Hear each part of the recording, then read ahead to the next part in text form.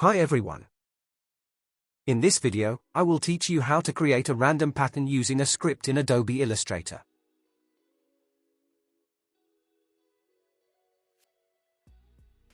Document size is 1920 by 1080.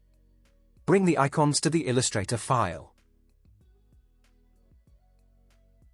Go to the rectangle tool and draw a rectangle. Select all icons, go to the object menu, and group. Select the icons and rectangle, go to the File menu, Scripts, and Filling a link to this script mentioned in the description of the video. How to download and install a script video, also be uploaded, link in the description. Follow my settings, you can also change these as per your requirements.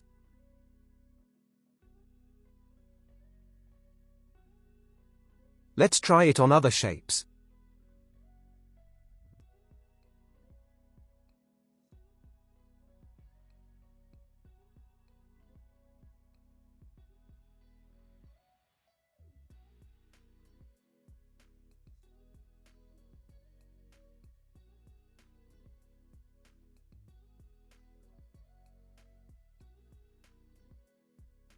And that's it.